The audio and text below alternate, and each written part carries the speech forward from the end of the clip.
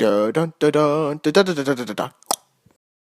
If you follow me on this channel for long enough, you know I love looking at documentaries, but it's really cool to have a dancing documentary. As somebody, I think I mentioned this from time to time, especially in years past.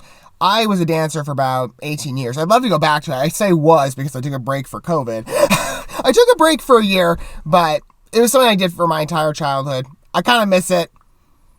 But watching, I don't know, I always look for those opportunities to cover like dance-related projects on this channel. And there's a couple shows that I've found in the past, that I've looked at that have that theme to them. But a dance documentary is kind of cool because, as much as I love the art of dance, I don't have as much perspective on the history of it, and I'd love to learn more. So we're going to look at a project today about, I believe it's Magnolia Pictures and Magnet Releasing. I've covered a couple of their projects in the past. They're an interesting studio, or interesting distributor. We're going to cover a project today called Cunningham. Now, I do not know much about the subject of the movie, so let's learn a bit more about this individual. This is what it says according to IMDb.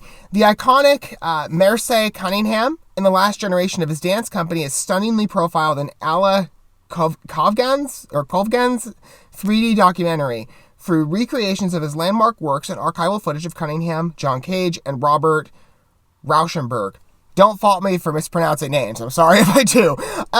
That sounds really interesting. Again, a very layered depiction. Obviously, I'm assuming this is a posthumously produced project, so I'm not exactly, I venture to guess that that's the case, just based on the way this is written. But it's interesting to see maybe you're getting the history of a particular individual that seems like a notable dancer to many, through, as I say, recreations of his landmark works. That's kind of interesting, being like, hey, a modern dancer, sort of live out the legacy and the choreography of his dancer who is, I'm guessing, again, that has passed. It's an interesting concept. Let's take a look and see Cunningham in action, see what it actually looks like. As always, we're going to watch this first, and we're going to talk about it more in my condensed use time while I was watching the video together. I love talking about dancing. This is just something that's been so passionate to me for many years, and to see that blended with a documentary, I'm excited. Okay, here we go. I love the opportunity to learn.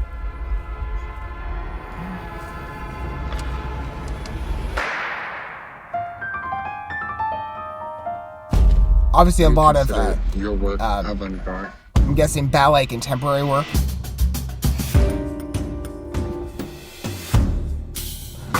Andy Warhol, I've heard that name. Very close and personal choreography. Well, I don't know. I don't describe it. I do it. That's a philosophy. I thought that the ballet technique for the legs was astonishing, and I thought many things in the modern dance were remarkable for the torso. To what end this eternal daily struggle? Because inside of all that is an ecstasy. Very interesting settings for the choreography. I mean, they seem like very well structured dance numbers. I'm pretty sure he said it was modern related, which I did modern for a couple of years, if that's true. We don't interpret something, we present something, we do something, and then any kind of interpretation is left up to anybody looking at it in the audience. People take Merce at his word. They absolutely believe him that it's only steps that he's putting on the stage, and it isn't true. Any movement is possible for dancing. That is true. We were different from one another, and he saw those differences. I think the real thing is the fact that you continue, that you keep on making something. Beautiful lines on these dancers, too, and a really good use of space. And very creative positioning, too. I mean, from many different angles. Well, they say coming soon. I think it's already released. I think I might be looking at this a bit late. That looks very interesting. Again, so obviously a heavy a soft shoe influence. Soft shoe, but obviously a real knack for ballet and contemporary. I haven't really been... I was never the biggest ballet dancer. I did it for a couple of years. And of course, that's a foundation. You learn so many different baseline philosophies in terms of movement from ballet that are, in fact... They do intersect with other dance styles, including, I did river dance for many years, and the foot positioning for fifth position. That is something that is instrumental to Irish dancing. You always have to have your feet like this. Now, granted, I did it for too many years and really did not adjust, so my feet... I'm now trying to work getting my feet straighter again, because I'm kind of, I continue to practice this alignment even after, I mean, that was many years ago, but it just becomes so innate with you, and you spend years doing it, that your foot naturally kind of goes to that position. But again, as I was saying, you can look in like different other styles other than river dance. You can look at contemporary and modern. You can see sort of different ballet movements that do in fact play a part in those particular styles. It's very interesting again to see how that flows into it. Now, I will say with his choreography, again, beautiful lines and very creative arrangements. Really up close choreography. Personally speaking, I've always been, I obviously was with a group in terms of many of the dances I did. I mean, I did a couple solo numbers, but whenever I did, it was mostly with a group of like 3 or more people. I didn't really tend to be partnered with like one person all the time. With some dances, yes, but it wasn't a primary outlet for me in terms of like, just partnership dancing with somebody else. I do have a couple experiences though that are kind of funny. I mean, yes, they kind of deter me from going to, okay, I would love, if I were able to do dance again at somewhere, which I really want to, I would love to have a positive. I mean, one was, it was just kind of awkward. And then the other one just went, completely bizarre. But I had 2 partnership experiences with very up close and personal choreography. It's kind of similar to this. I mean, not like up close, that sounds really bad, up close and personal, but just, close dancers with a duet partner. So the first experience I had, it was, I don't remember how many years ago it was. I think we did probably 6 or 5 to 7, somewhere in that range. I did a number we were doing a Disney-themed recital from old school that I was with for many years, and I was asked to do a dance with a classmate of mine who, she was absolutely a delight, really, really neat person. And so we did I forget the piece, it was from the modern Beauty and the Beast, it was like Something More, I think it was called. It was whatever the duet was with Belle and the Beast. I don't remember the number. All I remember is like Evermore, because that song just sticks with you. But I think it was something, I think the song was called Something More. But anyway, feel free to correct me, Beauty and the Beast fans, if I'm wrong on the naming here. I'm going with what I remember. And again, granted, this is like, we're getting closer to a decade ago. But I was asked to do this number with this girl who happened to be in the class. And I'll tell you, I liked her. So it was kind of awkward because I'm sitting there thinking, okay, I want to make a good impression here. Because I know your parents and my parents are friends. And plus, I've always been a very modest person. And so when it was kind of weird to put this in position, like, well, I at one point I was asked to sort of like lift her. I hadn't really done any big lifts before. So I'm on stage more so mimicking a lift, but I was like, I've always been the type of person, even with certain like group arrangements, to keep some distance, basically to make it look modest. I've always been very respectful in that regard. I don't tend to be a very up close and personal person. I don't tend to assert myself like that. It's just me. It's just, I'm not saying anything bad necessarily. I'm just saying, that's always the person I've been. So for me, I was just kind of distanced from the individual. So I'm more so just like guiding her lift and not really lifting her. Because I'm sitting there thinking, okay, I'm trying to get the movement right and make it look like we're actually doing a lift. But hey, I want your parents to think decently of me. I think I make that a bit too obvious, so it almost comes across like, why? He's apprehensive to be dancing to the partner. You know what I mean?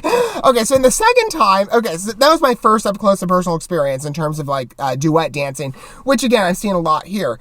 The second time I did it, it was actually more so, this is of a different school a couple years later, full-fledged lift. It was actually quite fun. I mean, I'd never really, again, done an official lift. I'd more so just mimicked the first time.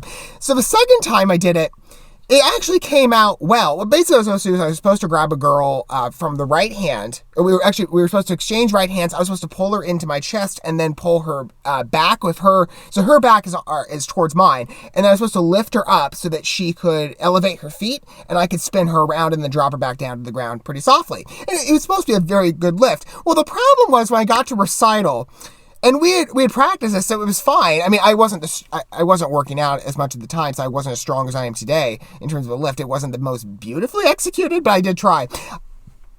Recital came around, rehearsals did, and I'm sitting there thinking, we're in a really good position for me to do the lift. The problem was, I was doing a lot of odd jobs at the time, like outdoor work, that I came to rehearsal.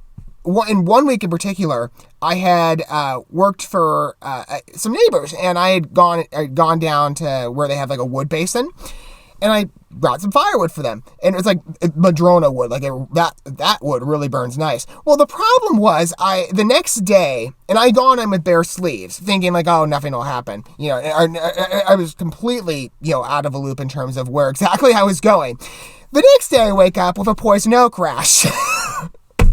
And so I'm sitting there going, crap, I have a recital coming up, and I have to do this lift.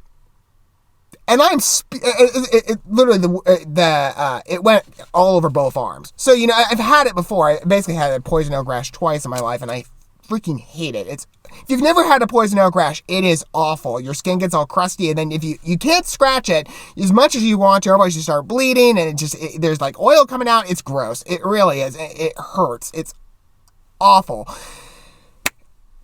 Kind of one of the worst pains in the world for me, quite frankly. It's.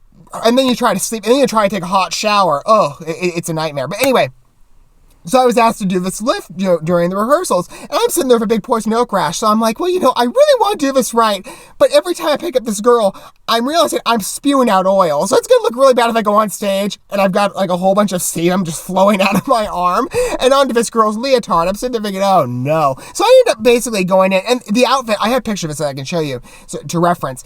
The outfit was supposed to be like black dress slacks and black t-shirt. And I'm sitting there thinking, okay, you know, my family helped me out with pretty much doing everything at the time. We ordered these pale Amazon sleeves, which did not work. They do not match my skin tone. It would have been very clear. So what we ended up doing is I ended up going through like 4 socks, cutting holes in every single one of them. And it did actually work. I was able to, I think I did pull it off. I actually made the costume look pretty unique. And I was the only guy in there, so I guess it would work rather than somebody else. You know, if I were trying to compliment them, it'd be me with the sock and theoretically the other guy with, you know, nothing in that regard. So it did work, and it looked kind of interesting, but it was still like I went through like 4 socks. Funny enough, I don't have matches to them to this day. I think I ended up throwing some of them away, but I lost a whole bunch of matches during rehearsals because I'm just like, okay, you know, I need a tight sock. We're cutting the tips off. It worked. It was just, again, like far from ideal in terms of close partnership dancing. Because I'm like, well, you know, I want to do this right, but I really don't want to get close to you because I don't want to get oil all over you. Oh, man, it just felt, it was gross. So I prefer a better experience. You know, perhaps, I'm sure everybody in this documentary in particular had much better experiences with close partnership dancing than I've had. You know, some that are fun, but, you know, less awkward. Of course, like I said with the first one with the Beauty and the Beast number, that was fun. It was just kind of like there was a little more, there was more going into it that kind of precluded me from executing it in the best fashion, just some outside factors. And the other time that was awful. I don't want to relive that one again. Even though I think I did the lift pretty well. It did work out in the end, but it was just like, this is far from ideal. Some of the styles are very interesting. Like, he's got this one number where like everybody's kind of rolling over, or I should say Merce Cunningham. He's got this number where everybody's like rolling over each other. It's kind of interesting. At least some of the angles and the posturing and like the twist of the twist of the back going into the floor as the hip seems to remain static. Well, it kind of lowers, but some very interesting arrangements. I am definitely anticipating, you know, watching a little more in that regard. But as far as, you know, me sitting down watching a dance documentary, I love watching dance productions. The main thing here is, though, I don't know much about dance history, in particular some of the more notable individuals. I mean, of course, I know some information, but it's not as in-depth as I'd like in terms of my understanding and repertoire. I'd love to learn more. And so, in this case, you know, you got a project focusing on Merce Cunningham, who I really don't know, but I can definitely get a window through this trailer and this production into his style and his influence, I'm sure, in different aspects of dancing. So it looks like a very interesting project for Magnolia releasing. Magnolia releasing? Magnolia Pictures and Magnet releasing. They got a really long name, so I'm not exactly sure on that regard, but that looks like a very fun project. What do you guys think about Cunningham? Let me know down below. Don't forget to look at stuff for like, subscribing, sharing that bell. I have another trailer to look at that perhaps will give us maybe even a more in-depth look than that one, which that one was pretty extensive, but you know, maybe we'll get more information as well. But until we get to that point, whatever trailer get to watch next for the first time, thanks for watching this video. I love you guys. Your fellow man. God bless. Peace.